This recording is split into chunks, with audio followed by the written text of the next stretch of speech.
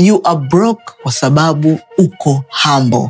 Jifunze kuwa na ujasiri wa kufanya jambo na kuchukua hatua. Humbleness itaishia kukufanya kuwa maskini na kudharaulika na kuonekana wa ajabu.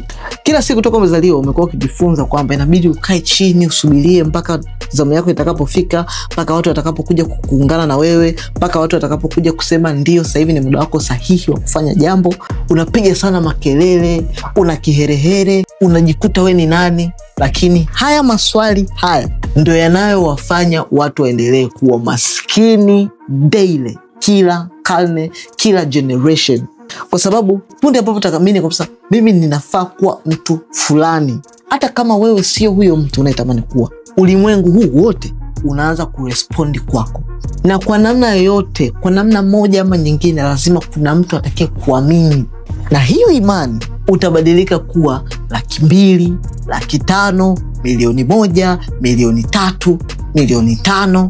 Inabidi uwe na makelele sana sana mpaka washinde kukukataa. You have to be too much loud for them to ignore you.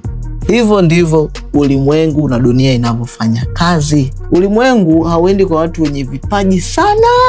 Unaenda kwa watu ambao wameshaamua kwamba ulimwengu huu ni wa kwangu. Kuwa humble, ukuta kweli ilikuwa ni morals kwenye ulimwengu uliopita. Lakini sasa hivi ni inakukosti sana. Hakikisha unaonesha kitu ambacho uko nacho.